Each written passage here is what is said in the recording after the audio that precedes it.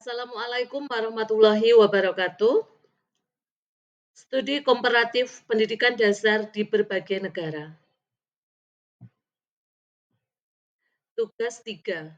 Saya, Sherly Kusturika Andriani. Pertanyaan nomor 1. Paparkan hal-hal penting yang Anda temukan dalam artikel tersebut. Berikut adalah artikel, yakni A Scoping Review of Research on School-Based Outdoor Education in the Nordic Countries. Hal-hal penting dalam artikel tersebut. Artikel ini mengkaji secara komprehensif riset tentang outdoor education di 5 negara Nordik, yakni Denmark, Finlandia, Islandia, Norwegia, dan Swedia. Karena penelitian dari kelima negara tersebut jarang terlihat dalam tinjauan internasional, meskipun dikenal memiliki tradisi kuat pembelajaran di luar ruangan. Dari 586 studi, hanya 52 studi yang memenuhi kriteria, menunjukkan bahwa meskipun praktek outdoor education kuat, dokumentasi penelitian yang memenuhi standar akademik masih terbatas. Mayoritas penelitian dilakukan di jenjang sekolah dasar dan menggunakan pendekatan kualitatif, terutama melalui observasi, wawancara, dan studi kasus. Outdoor education di negara Nordik mencakup konsep Udeskul atau Uteskul, yakni kelas reguler yang dipindahkan ke luar ruangan.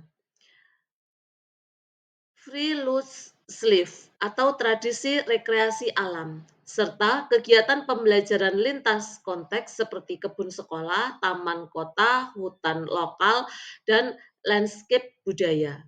7 tema utama penelitian dalam artikel tersebut yakni perspektif guru, hakikat atau praktik ideal outdoor education, kesejahteraan siswa, pembelajaran kognitif, proses mengajar belajar lintas ruang, sumber daya digital, dan pendidikan keberlanjutan.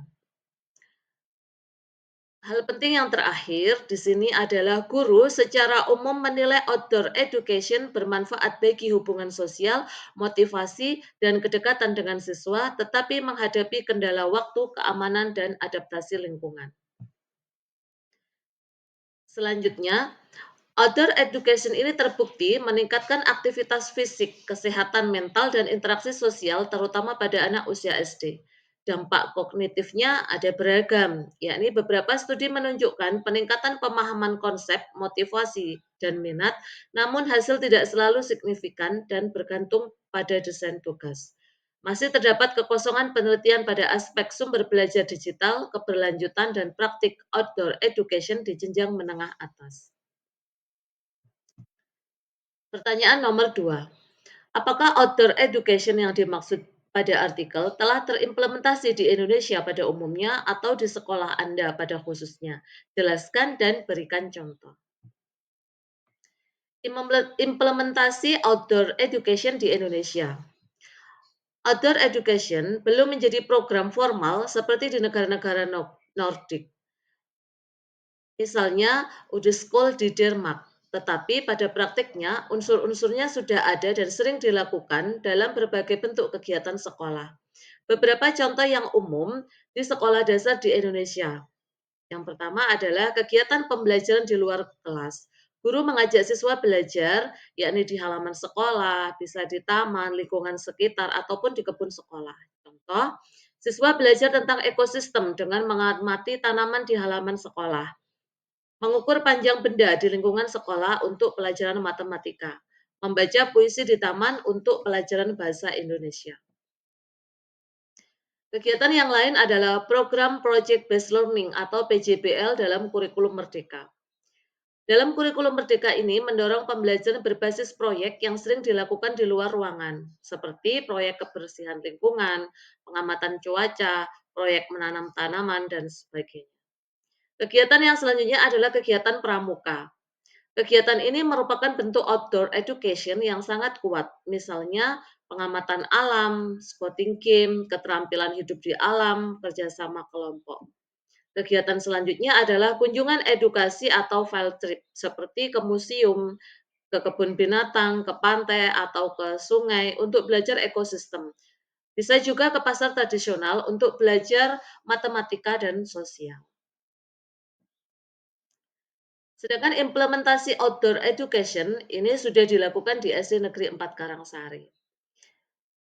Jadi outdoor education ini sudah terimplementasi di sekolah kami, yakni di SD Negeri 4 Karangsari, meskipun mungkin belum dibingkai sebagai program khusus seperti di negara-negara Nordik. Namun, kegiatan-kegiatan pembelajaran di luar kelas sudah menjadi bagian dari rutinitas pembelajaran. Contoh implementasi di SD Negeri 4 Karangsari antara lain yakni dalam pembelajaran tematik di luar ruangan, misalnya pada materi lingkungan sekitar. Ini siswa kami ajak untuk mengamati jenis tumbuhan dan hewan di sekitar sekolah, membuat laporan hasil pengamatan. Hal ini sejalan dengan praktik outdoor education yang menekankan pada pengalaman langsung. Selain itu, pada praktek mengukur panjang untuk matematika, ini guru mengajak siswa menggunakan meteran untuk mengukur panjang lapangan, menghitung keliling halaman sekolah. Hal ini sama seperti studi di Nordik yang mengintegrasikan matematika dalam konteks nyata. Kegiatan selanjutnya adalah gerak dasar pendidikan jasmani dan olahraga, yakni PJOK di lapangan. Kegiatannya seperti lari estafet, permainan tradisional, senam irama di luar ruangan. Hal ini membantu meningkatkan well-being, yakni salah satu poin penting outdoor education yang ada dalam artikel. Kegiatan yang selanjutnya ada di sekolah kami, yakni kegiatan menanam dan merawat tanaman.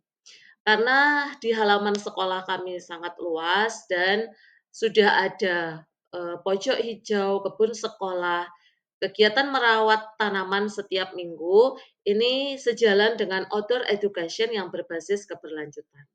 Kegiatan terakhir di sekolah kami yakni kegiatan pramuka rutin ini yang masuk dalam ekstrakurikuler di sekolah kami. Kegiatannya seperti jelajah alam, permainan siaga, latihan tali menali.